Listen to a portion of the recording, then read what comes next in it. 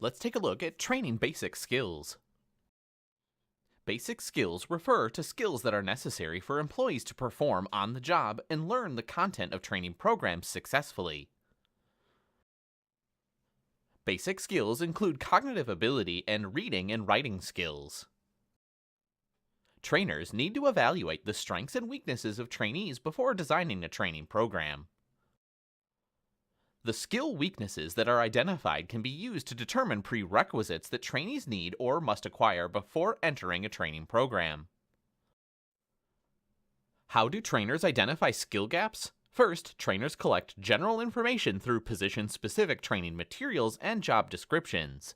They also observe the job to become familiar with the necessary skills.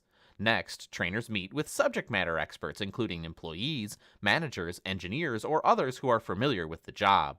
With the help of those SMEs, trainers identify a list of regularly performed activities and prioritize the list according to importance. Finally, trainers identify the skills and skill levels that are needed to perform the activities or job tasks.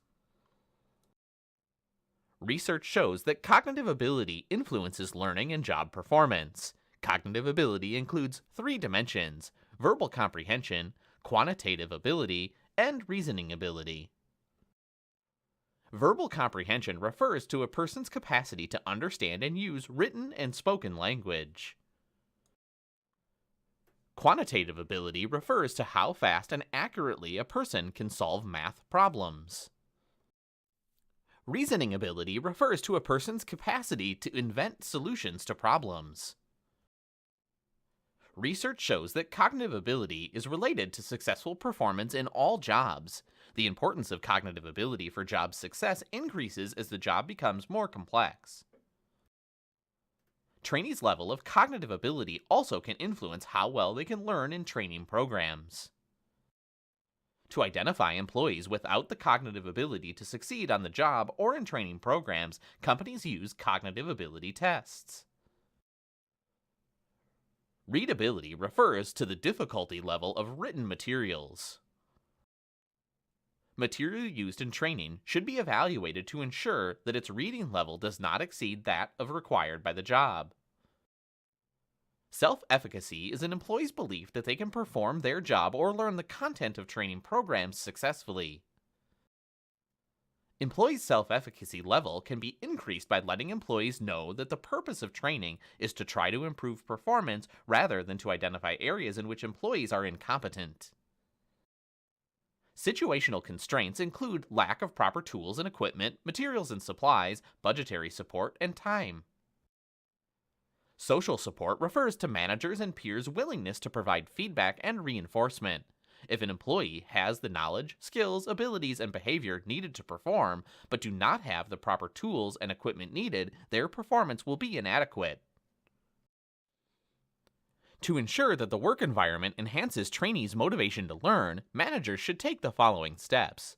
Provide materials, time, job-related information, and other work aids necessary for employees to use new skills or behavior before participating in training programs.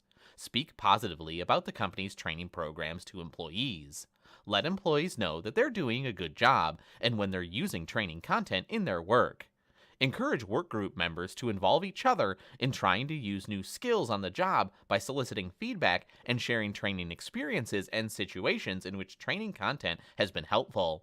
And finally, provide employees with time and opportunities to practice and apply new skills or behaviors to their work. Poor or substandard performance can occur on the job because employees do not know at what level they're expected to perform. If employees do not believe that rewards or incentives for performance are adequate, they'll be unlikely to meet performance standards even if they have the necessary knowledge, behavior, skills, or attitudes. Norms refer to accepted standards of behavior for work group members. Performance problems can result when employees do not receive feedback regarding the extent to which they're meeting performance standards. Training may not be the best solution to this type of problem if employees know what they're supposed to do, output, but do not understand how close their performance is to the standard. Employees need to be given specific, detailed feedback of effective and ineffective performance. For employees to perform to a standard, feedback needs to be given frequently, not just during a yearly performance evaluation.